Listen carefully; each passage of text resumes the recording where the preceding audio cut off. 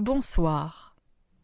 Vous est-il déjà arrivé de faire un rêve tellement réaliste que vous aviez du mal à savoir si c'était seulement un rêve ou la réalité, ou alors de vivre des moments dans votre vie de tous les jours et avoir cette sensation étrange de l'avoir déjà vécu?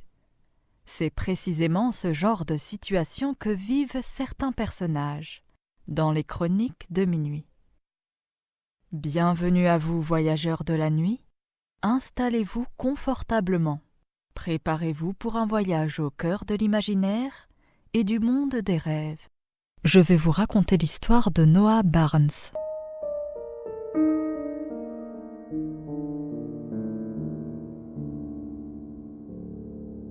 Noah Barnes est policier depuis plus de 15 ans.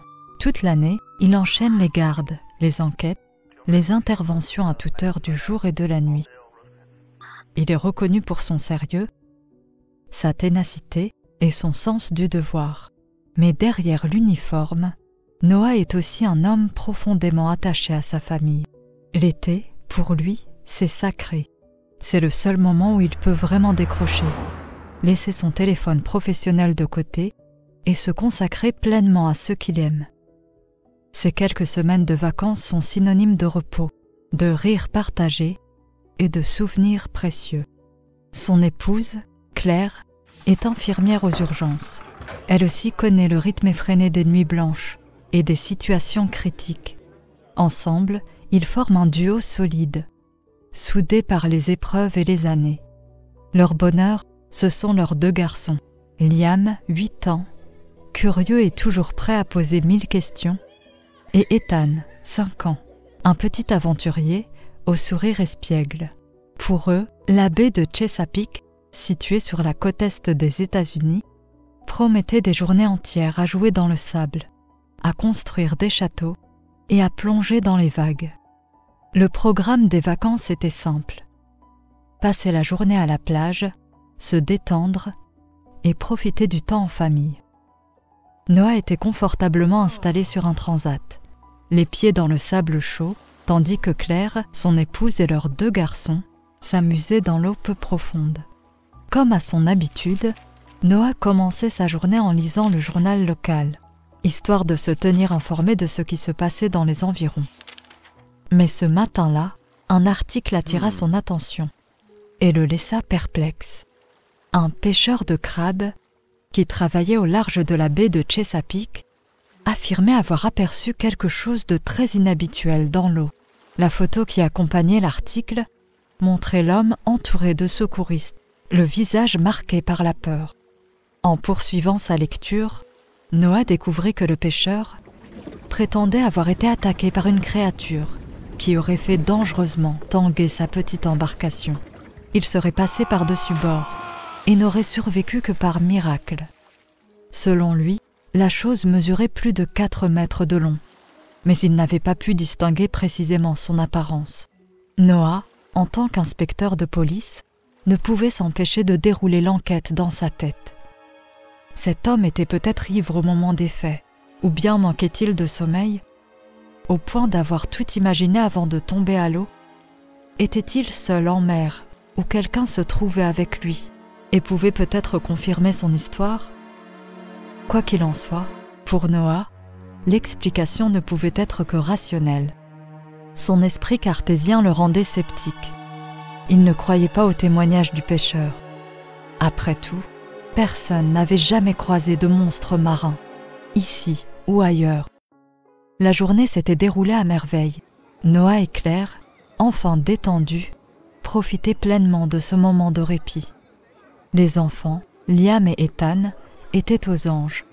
Ils s'étaient fait de nouveaux amis et s'étaient lancés dans un projet ambitieux, construire le plus grand château de sable jamais vu sur la plage. Chaque enfant avait sa mission. Certains rassemblaient des tas de sable, d'autres faisaient des allers-retours avec leurs seaux pour rapporter de l'eau. Leur rire résonnait sous le soleil du Maryland, et les parents amusés observaient et attendaient avec impatience le résultat de cette œuvre collective. La plage était bondée. Claire, parfois, avait du mal à repérer ses garçons parmi la foule, mais tout semblait sous contrôle. jusqu'à ce que la fin de journée approche. Allongé sur son transat, Noah ressentit soudain quelque chose d'inhabituel dans l'air. Guidé par cet instinct affûté, au fil des années passées dans les forces de l'ordre, il redressa la tête, aux aguets. Quand soudain, un cri déchira l'air, puis un second. Des silhouettes s'agitaient dans l'eau. Sa première pensée fut celle d'un accident. Quelqu'un se noyait peut-être. Il se leva, prêt à alerter les secouristes. Mais ce qu'il vit ensuite le cloua sur place. Un vent de panique s'était levé sur la plage. Un hurlement strident avait percé le brouhaha ambiant. Quelqu'un avait crié au requin. En quelques secondes, la panique se propagea comme une traînée de poudre. Les vacanciers s'étaient figés, puis s'étaient mis à courir dans tous les sens. Les cris se mêlèrent aux éclaboussures, les serviettes furent piétinées, les jouets abandonnés. On se bousculait, on trébuchait, sans égard pour les enfants. Une véritable marée humaine, désorganisée et affolée, déferlait sur le rivage. Claire, submergée par l'angoisse, ne voyait plus Liam ni Ethan. Son cœur s'emballa. Elle se mit à courir, à scruter chaque visage, chaque silhouette, espérant apercevoir ses enfants au milieu du chaos. Noah, lui, tentait de garder son calme, mais l'instinct paternel avait pris le dessus sur celui du policier. Il savait que dans ce genre de mouvement de foule, le danger pouvait surgir de partout, et pas seulement de l'eau. Soudain, Claire aperçut ses enfants, recroquevillés sous une table, près d'un petit restaurant en bord de plage. Elle se précipita vers eux, suivie de Noah, le cœur battant. Les retrouvailles furent brèves, mais chargées d'émotions. Ils étaient sains et saufs. Pendant ce temps, les secouristes tentaient tant bien que mal de calmer la foule, de dissiper la panique avant qu'elle ne dégénère. Les cris, les bousculades, les pleurs, tout menaçait de basculer dans le chaos. Sur la tour de surveillance, un sauveteur, jumelle à la main, scrutait les eaux depuis le balcon. Il cherchait à repérer l'origine de l'alerte. Quelque chose bougeait, c'était certain. De grands remous agitaient la surface, mais aucun aileron n'était visible. Rien qui ressemblait à un requin. Par mesure de sécurité, la plage fut immédiatement bouclée. Les drapeaux rouges furent hissés, signalant l'interdiction de baignade. Il fallait comprendre ce qui s'était réellement passé, déterminer si un danger persistait. Sur les réseaux sociaux, les vidéos de l'incident circulaient déjà en boucle. Plusieurs vacanciers avaient filmé la scène, capturant les mouvements étranges dans l'eau. Certains affirmaient avoir vu un requin, d'autres parlaient d'une forme bien plus grande, bien plus inquiétante. Et dans l'ombre des vagues, quelque chose continuait de bouger. La plage resta fermée à la baignade pendant plusieurs jours, ternissant un peu les vacances de Noah, Claire et ses enfants. Mais l'essentiel, c'est qu'ils s'en étaient tous sortis indemnes. Noah savait qu'il leur faudrait s'adapter et trouver une autre façon d'occuper leur temps. Même en vacances, Noah aimait rester actif. Dans son métier, il était essentiel de maintenir une bonne condition physique. Alors, tandis que sa femme et ses fils dormaient encore, il décida d'aller faire un footing en bord de mer. Il était tôt, environ 5h45. Avec une foulée souple et un rythme régulier, Noah courait près de la plage, la même où l'incident de la veille lui avait causé une frayeur comme jamais auparavant. L'embrun marin vivifiant et la zone presque déserte formaient le cadre idéal pour se vider l'esprit. Mais ce matin-là, son œil vif capta quelque chose d'étrange. Une camionnette noire était stationnée sur le parking, et sur la plage, plusieurs hommes en costume sombre détonnaient dans le décor. L'un d'eux se distinguait par son charisme et son autorité naturelle. Noah comprit aussitôt qu'il devait s'agir du leader du groupe. Ces hommes ressemblaient à s'y méprendre aux fameux agents du gouvernement, ceux que l'on surnomme parfois les hommes en noir. D'après les rumeurs, on les aperçoit surtout là où des événements difficiles à expliquer se seraient produits. Noah entendit l'un d'eux appeler leur supérieur « Commandant Taylor ». Intrigué, il s'approcha discrètement pour tendre l'oreille. La coïncidence était troublante. Cela devait forcément avoir un lien avec le requin aperçu la veille. Mais pourquoi des agents du gouvernement ? Faisant mine de s'étirer, Noah se rapprocha peu à peu. Mais l'un des hommes l'interpella. Cette zone était interdite au public jusqu'à nouvel ordre. Noah tenta alors une approche plus directe. Il se présenta comme policier, espérant jouer la carte du collègue en quête d'informations. Le commandant Taylor s'avança, le regard calme, mais ferme. Il confirma qu'il s'agissait bien d'un requin, que la situation était sous contrôle et que tout serait mis en œuvre pour sécuriser la plage. Puis, avec une courtoisie glaciale, il lui demanda de quitter les lieux. Tout cela lui semblait de plus en plus louche. Noah sentait qu'on lui cachait quelque chose, et il avait une furieuse envie d'en savoir davantage. Avant de rentrer à l'hôtel, il fit un détour par un coffee shop pour prendre un café à emporter. Mais à peine avait-il franchi la porte qu'il s'arrêta net. Les hommes en noir étaient là, installés comme s'ils avaient transformé l'endroit en quartier général improvisé. Ordinateur ouvert, téléphone crypté, regard furtif. Mais à peine quelques minutes plus tard, un ordre tomba. Il devait quitter les lieux immédiatement. Alors que l'un des agents rangeait précipitamment son ordinateur portable, Noah aperçut quelque chose sur l'écran, juste avant qu'il ne se referme. 1954. Dossier Stewart. Base aéronavale de la baie de Chesapeake. Noah grava cette information dans sa mémoire comme un souvenir qu'on ne veut pas oublier. Il ne savait pas encore ce que cela signifiait, mais il était certain d'une chose. Il allait mener sa propre enquête. Noah rentra à l'hôtel, encore troublé par ce qu'il avait vu. Dans la salle du petit déjeuner, Claire et les enfants étaient déjà installés, souriants, insouciants. La télévision diffusait les informations locales. Le son était bas, mais les images parlaient d'elles-mêmes. Celles filmées par les vacanciers la veille tournaient en boucle. Des remous étranges dans l'eau, une ombre fugace et beaucoup de questions. Sur le plateau, plusieurs spécialistes des milieux marins étaient présents et entouraient un journaliste.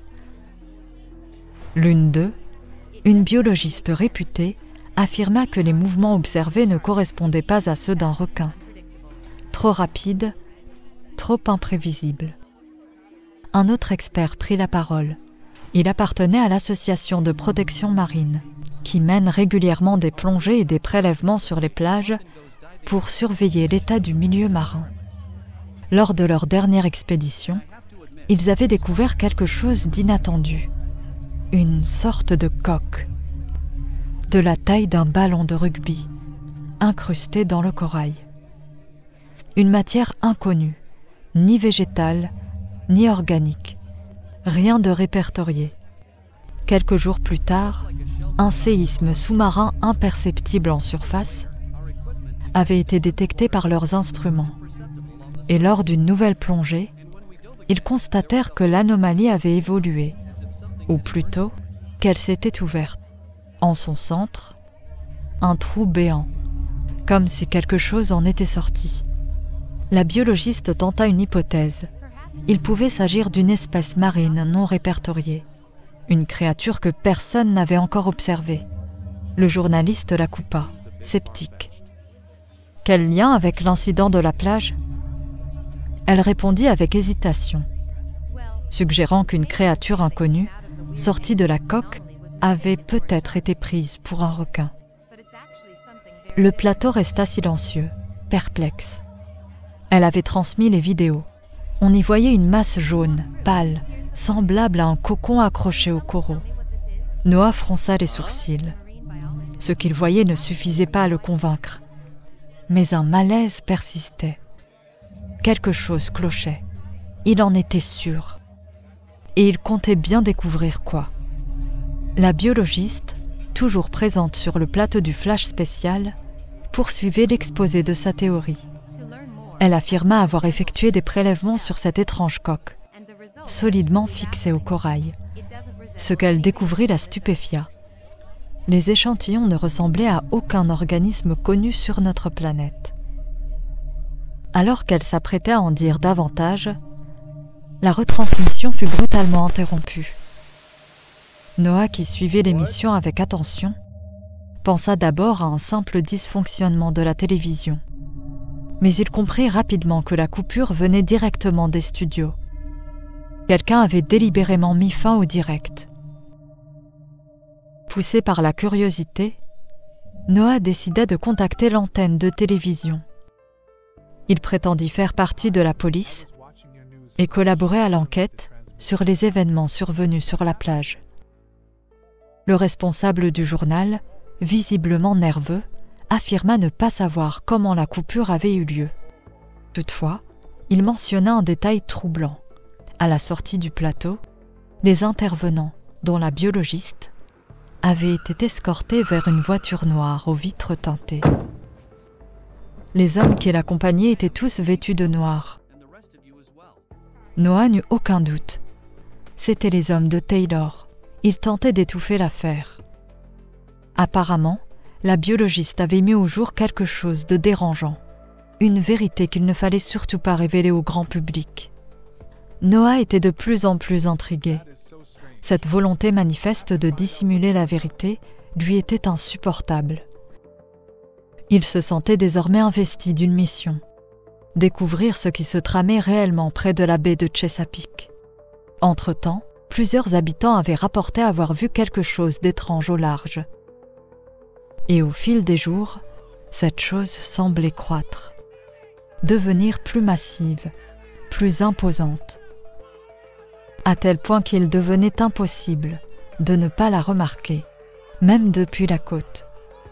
Pourtant, à chaque observation, l'apparence de la créature restait floue, indéfinissable, comme si elle se fondait dans les reflets de l'eau ou se dissimulait derrière une brume surnaturelle.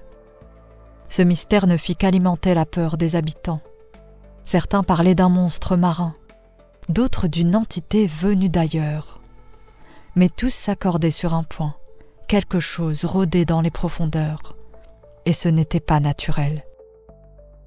Les données furtivement aperçues sur l'ordinateur d'un des hommes de Taylor hantaient Noah. Après avoir déjeuné en ville avec sa petite famille, ils décidèrent d'aller au cinéma. Mais Noah, trop préoccupé par cette affaire, n'arrivait pas à se détacher de ses pensées. Pendant que les lumières s'éteignaient dans la salle, il pianota discrètement sur son téléphone, entrant le nom et la date qu'il avait mémorisés. Un seul résultat apparut, le scandale du Baltimore Sun. Une affaire de fausses informations qui avait secoué la région dans les années 50. Mais l'article était verrouillé, inaccessible sans abonnement. Frustré, Noah quitta le cinéma en douce, prétextant un appel urgent, et partit à la recherche d'une bibliothèque dans le quartier. Il savait que certaines bibliothèques conservaient des archives numériques de la presse régionale, accessibles gratuitement depuis leurs ordinateurs. En entrant dans l'établissement, il perçut une étrange tension dans l'air. Il s'installa devant un terminal, déterminé à retrouver cette coupure de presse. Ce qu'il allait découvrir risquait de tout changer. Noah tapa fébrilement les mots-clés dans le moteur de recherche de la bibliothèque. Après quelques secondes d'attente, une série de titres apparut. L'un d'eux attira immédiatement son attention. « Ils sont parmi nous ».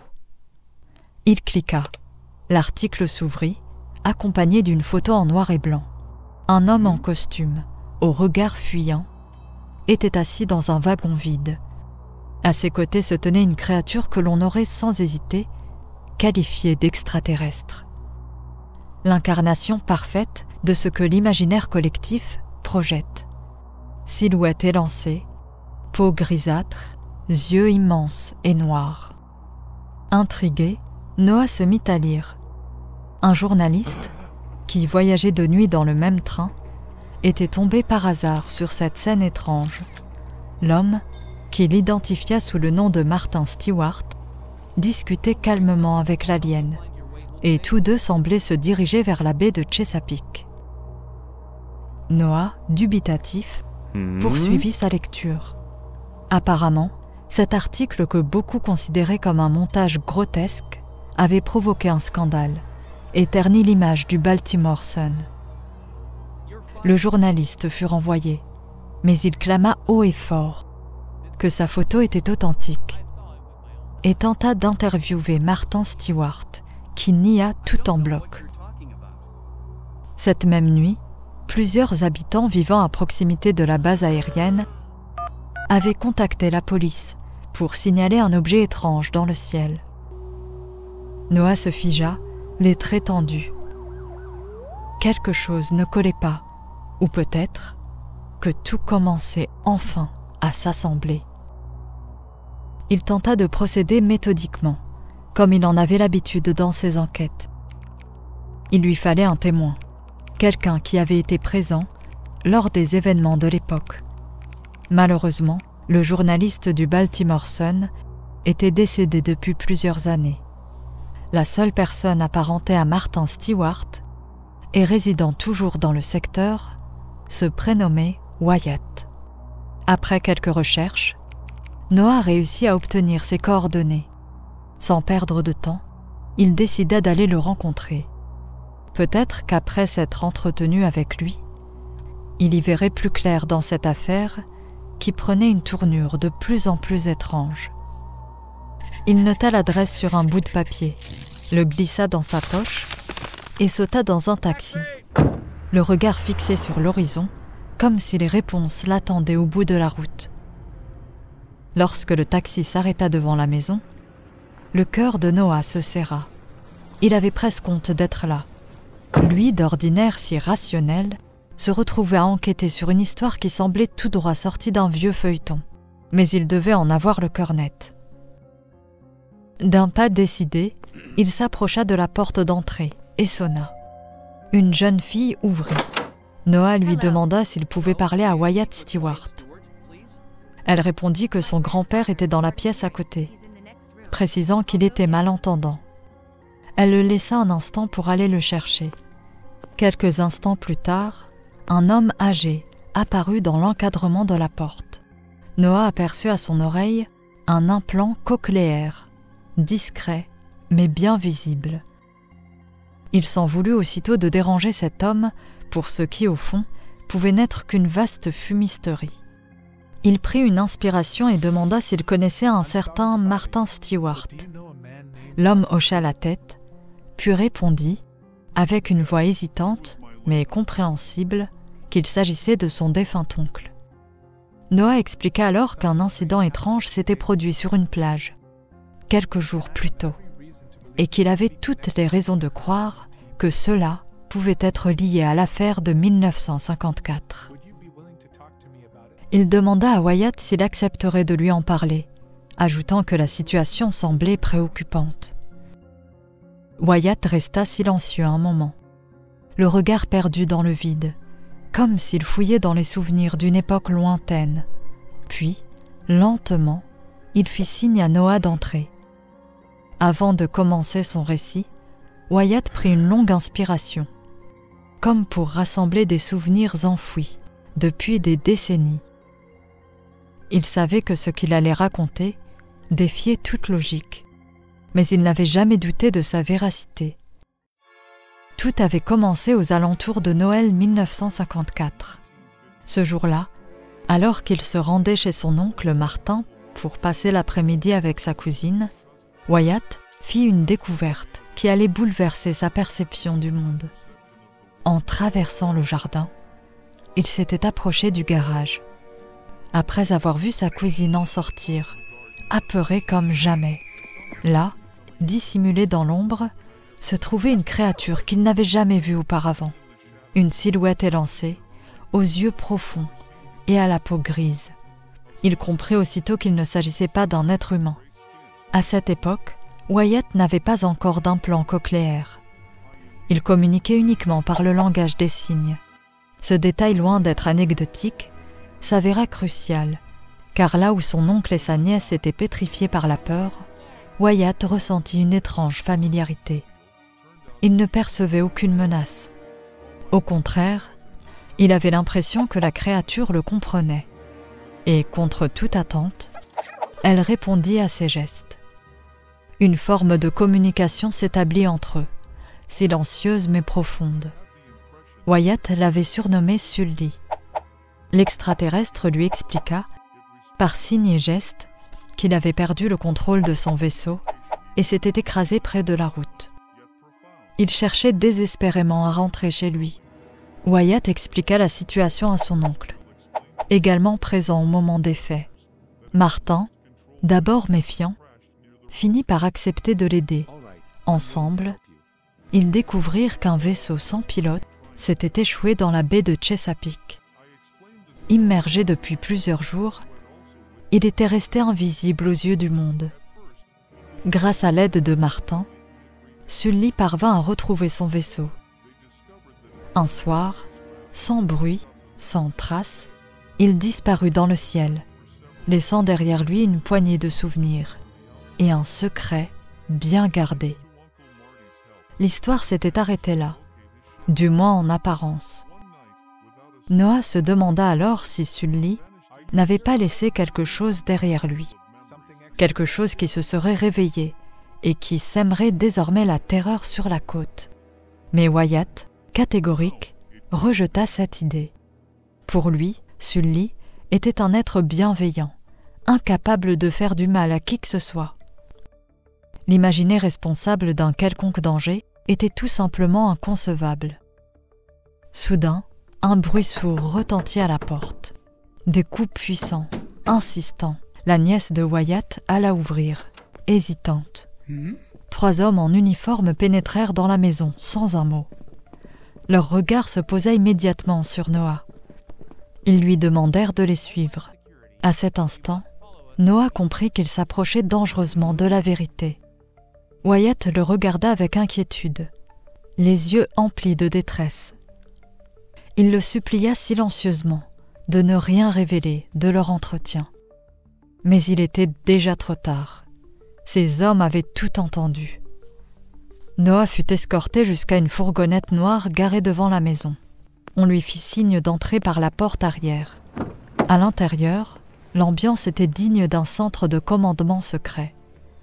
Des ordinateurs connectés, des écrans clignotants et un homme assis, casque sur la tête, en communication avec une autorité invisible. Noah, encore sous le choc, demanda sur quel chef d'accusation on l'emmenait. L'homme se tourna vers lui, esquissa un sourire calme, presque rassurant, et l'invita à se détendre. Il se présenta sous le nom de James Taylor, agent de la sécurité du territoire. Il expliqua qu'il avait suivi de près les recherches de Noah et qu'il était impressionné par la rigueur de son enquête. Selon lui, des hommes comme Noah étaient rares, et justement, il cherchait à recruter des profils de cette trempe pour ses équipes. Noah peinait à comprendre ce qui se jouait. Tout allait trop vite. Mais une chose était certaine, cet homme ne semblait pas hostile. Au contraire, il était prêt à tout lui révéler. L'agent Taylor admit qu'il n'y avait plus lieu de cacher quoi que ce soit. Noah avait déjà percé le cœur de l'affaire. Il poursuivit en confirmant les propos de Wyatt Stewart. Un vaisseau extraterrestre s'était bel et bien échoué dans la baie de Chesapeake dans les années 50 et était resté immergé pendant un certain temps.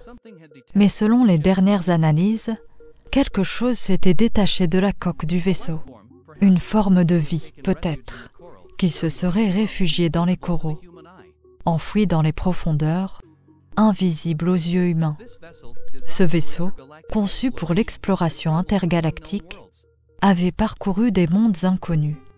Ce qui s'était accroché à sa surface pouvait venir de n'importe où et n'obéir à aucune logique terrestre. La théorie de la biologiste se confirmait. Le séisme sous-marin survenu quelques jours plus tôt avait réveillé cette chose, une entité dormante, étrangère, qui désormais rôdait quelque part sur la côte. L'agent Taylor, fort d'un réseau de connaissances qui dépassait l'imagination de Noah, avait mobilisé les ressources nécessaires pour neutraliser la créature. À présent, elle ne représentait plus une menace. D'après ses propres mots, ce n'était plus leur affaire. Ce détail, glissé avec un sourire énigmatique, laissait planer une ombre de mystère. Avant de le laisser partir, l'agent Taylor tendit une carte à Noah. Puis il ouvrit la porte du van. Noah descendit et le camion démarra en trombe, le laissant seul avec ses pensées. Noah rejoignit sa famille à l'hôtel. À la télévision, une information tournait en boucle. Un requin, porteur d'une mutation génétique rarissime, avait été pêché au large. Sa peau présentait une étrange teinte orangée. Les autorités confirmaient que tout danger était écarté. La vie reprenait son cours. Mais Noah, désormais conscient de vérités que peu de gens pouvaient concevoir, comprit immédiatement. Ce requin n'était qu'un écran de fumée, une couverture savamment orchestrée pour rassurer la population. Il repensa à la dernière phrase de Taylor, qui résonnait dans son esprit comme une énigme non résolue. À l'heure qu'il est, cette créature n'est plus notre problème. Cette phrase tournait en boucle dans son esprit. Si elle n'était plus leur problème, alors à qui appartenait-elle désormais? Ces vacances laisseront à Noah un goût d'inachevé. Ce qui avait commencé comme une simple escapade familiale s'était transformé en une plongée vertigineuse dans un monde dissimulé, peuplé de secrets enfouis, savamment cachés au regard du public. Assis au bord de la piscine de l'hôtel, Noah tenait entre ses doigts la carte que l'agent Taylor lui avait remise. Sobre, presque anodine, et pourtant, elle représentait bien plus qu'un simple contact.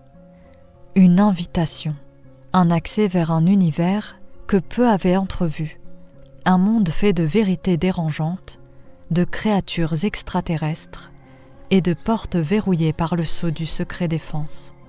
Peut-être qu'un jour, il se décidera à composer ce numéro, juste pour voir si l'offre tenait toujours. Mais pour l'instant, il n'était pas prêt à basculer dans cet autre monde, fait de mystères et de non-dits dont il ne s'était pas tout à fait remis. Il resta là un moment, immobile, conscient que certaines choses ne s'oublient pas, même quand tout semble revenu à la normale.